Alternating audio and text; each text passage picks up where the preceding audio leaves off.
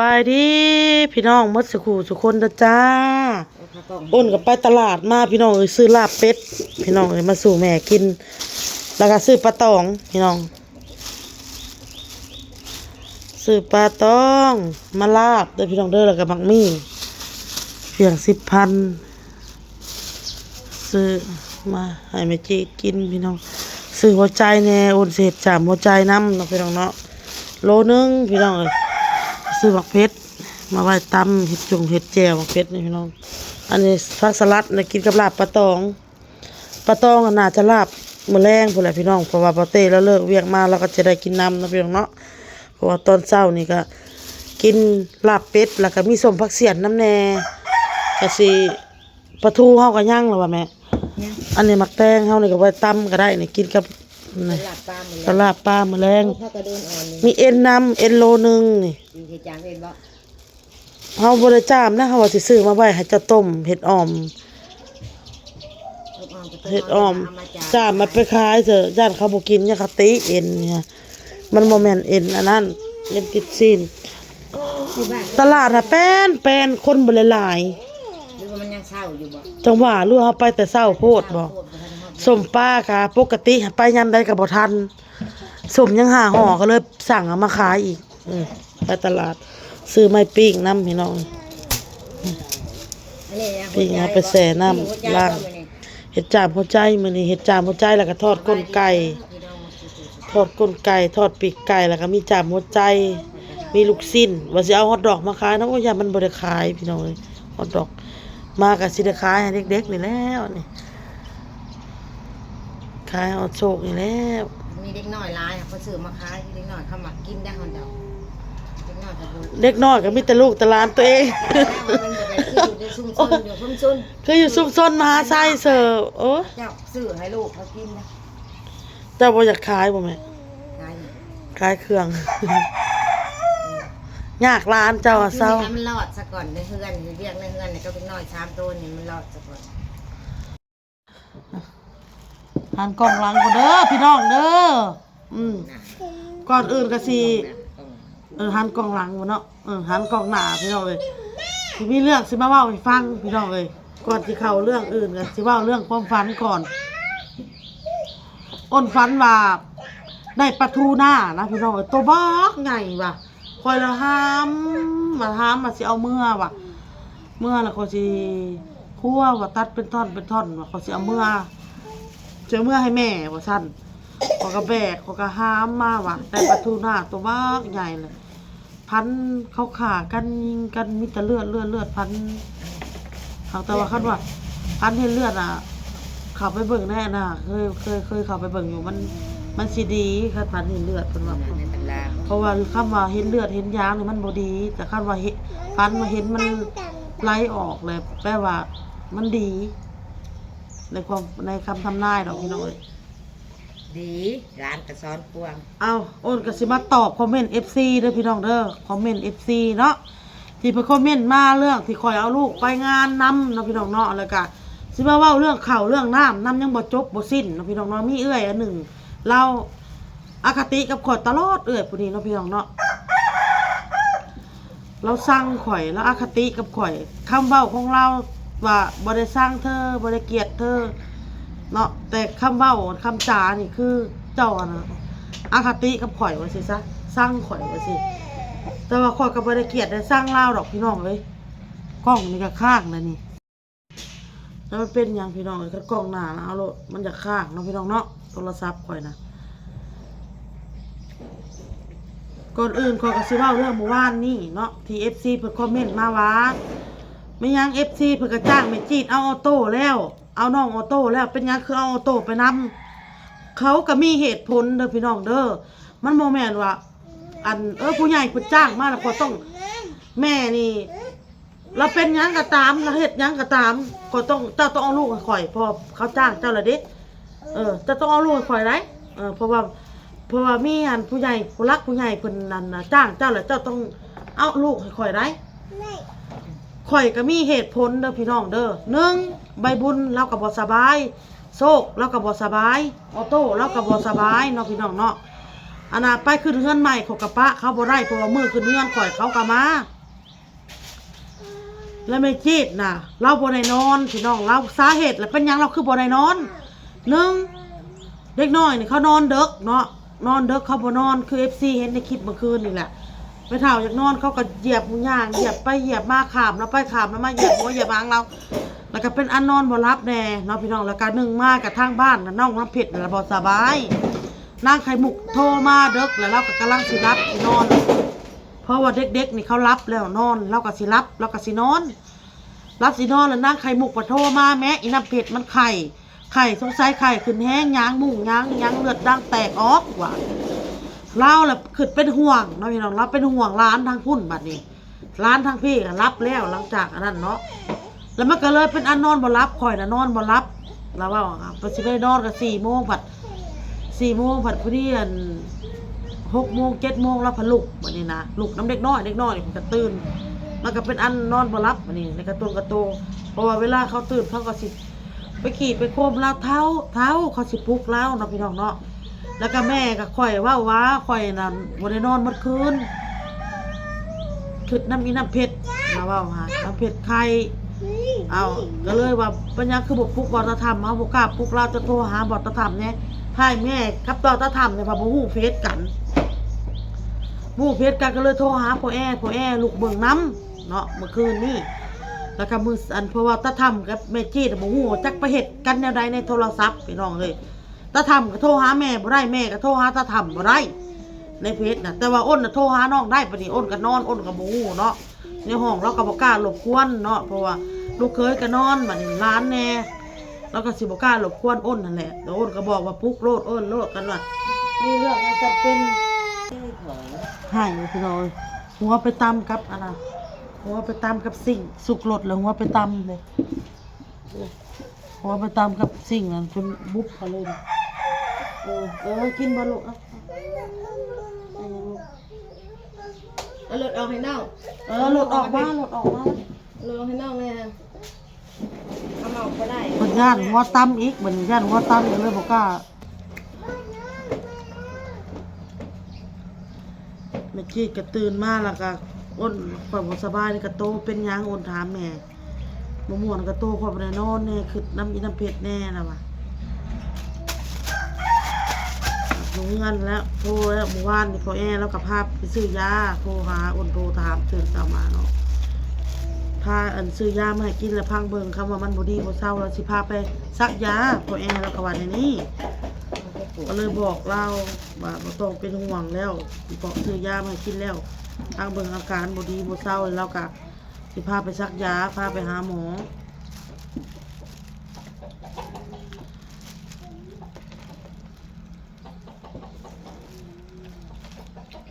นั่นแหละพี่น้องเลยสาเหตุก็คือแม่เราบ่ม่วนกระตุ้นกระโตข่อยบ่ม่วนกระตุ้นกระโตได้เดี๋ยวนี้ข่อยบ่สบายได้นี่เป็นหยังตั้งทรงขึ้นบ่อ้นถาม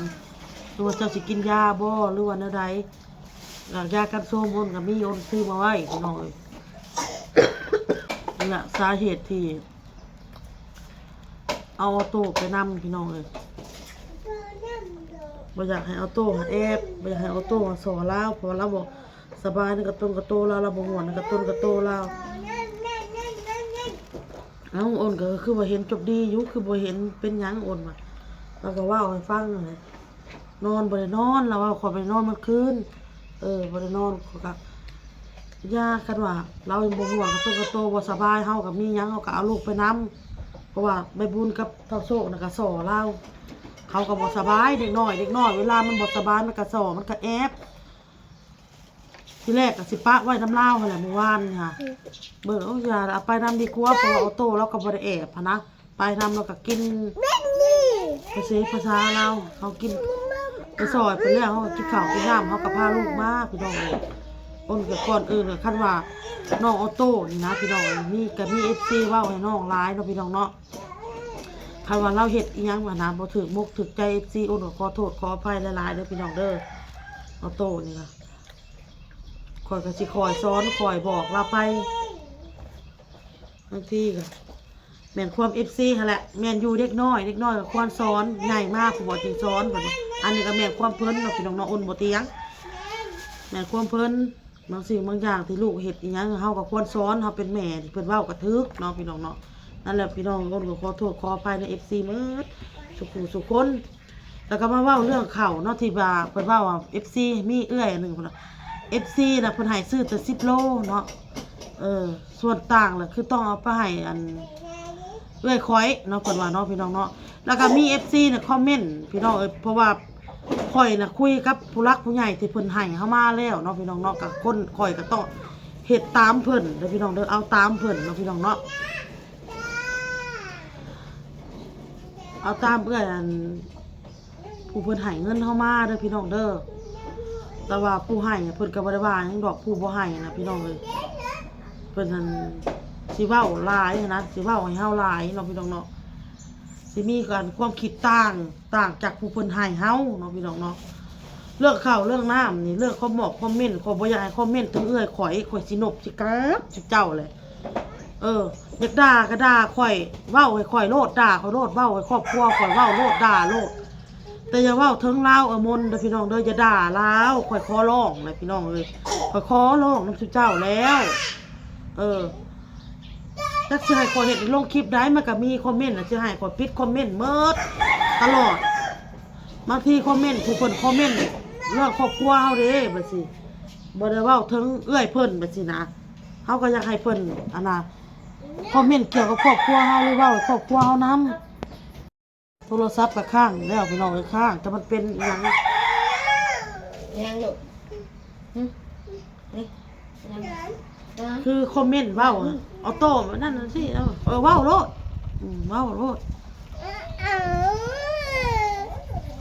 เอาอย่างลูกได้หมักแตงเอาให้มันกินหนมแตงเติมเย็นในล่างคนมาล่างมินนะล่างให้มันได้กัดเลยน่ะเอาไปล่างก่อนลูกให้โชคนะป้าล่างให้โชคหน่อยเด้อให้โชคมันเด้อโชคกินหมดล่ะ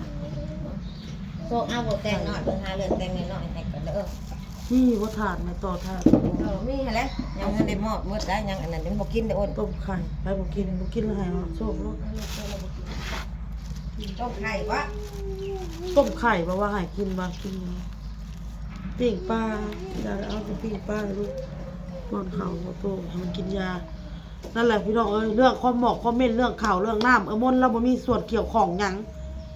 เราบ่มีส่วนเกี่ยวข้องในกระโตเข่าเรื่องเข่านี่ก็บ่อยากให้เว้าถึงลาวพี่น้อง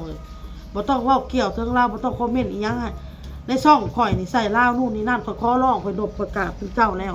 ขอร้องให้เข้าใจข่อยแน่เด้อไปคอมเมนต์อยู่ช่องลาวบ่รู้ว่าช่องแซ่ผู้ขอร้องเลยพี่น้องอย่าเว้าให้ลาวพี่น้องลาวบ่มีส่วนเกี่ยวข้องอีหยังเพราะว่าผู้รักผู้ใหญ่ที่เพิ่นให้เงินข่อยมานี่เพิ่นก็เว้ากับมนเพิ่นยกเลิกแล้วก็เว้ากับอ้นแล้วเพิ่นก็ยกเลิกเนาะ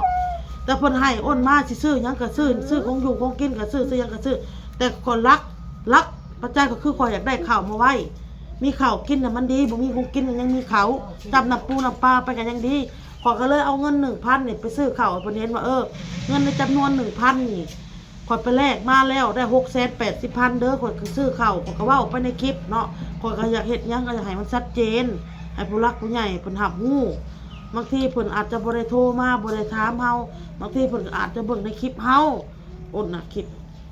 ยังเฮาก็อยากให้มันชัดเจนถามว่ามันเหลือบ่มันก็เหลือคือข่อยเว้าเหลือเงิน 30,000เหลือเงิน30 บาทก็ซื้อของอยู่เหลือเงิน50 บาทบ่แม่น30 บาทพี่น้อง50 บาทนั่นแหละข่อยเว้านะเรื่องคอมเมนต์ก็คือมนบ่มีส่วนเกี่ยวข้องในข่าวในน้ำนี้แล้วเพิ่นให้มากค่ะเพิ่นอยากซื้อหยังก็ซื้อแต่ว่าข่อยก็อยากซื้อข้าวมาเมียนคือข้าวเจ้าบางทีมีขวดมีพัดกับแม่อยากกินข้าวเจ้าก็กินคือเมื่อวานแม่จิตแล้วก็ต้มข้าวปอกข้าวเปียกให้ลูกให้หลานกินคือเมื่อวานนี่ก็ได้อันนี้เจ้าสิปิ้งสิเฮ็ดปิ้งแล้วเฮาสิเอาอันก้นไก่กับอันน่ะปีกไก่ซื้อมายังเอาเข้าปิดไว้บ่ได้อันนั้นบ่ได้เฮ็ดเมื่อวานนี่พี่น้องเอามาแช่ไว้มันละลายแล้วก็ปลาตองนี่สิเอาเข้าตู้ไว้พุ่นแหละตอนแรงพุ่นแหละจึงสิได้เฮ็ดพี่น้องเรา นั่นแหละคือเว้าแหละข่อยก็สิเว้าในคลิปนี่แหละมันที่ข่อยเอาไปข่อยก็มีเหตุผลเด้อพี่น้องเด้อลูกนะที่ข่อยเอาไปนำค่ะไข่บ่สบายก็ต้องได้เอาไปให้ได้ซะแม่แล้วก็เมื่อยบ่สบาย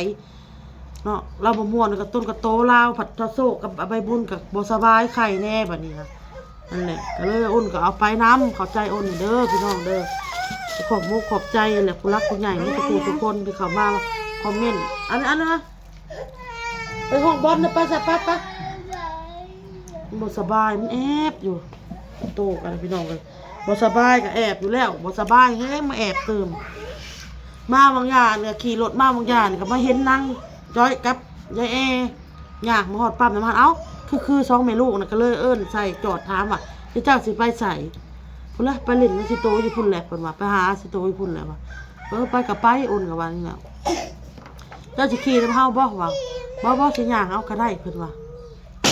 เพิ่นมาเล่นพี่น้องเอ้ยน้ำจ้อยกับยายแอ ไม่ได้เดี๋ยวเอา ข่อยก็สิไปตลาดยังบ่ได้แล้วนะพี่น้องเอ้ยเพราะว่า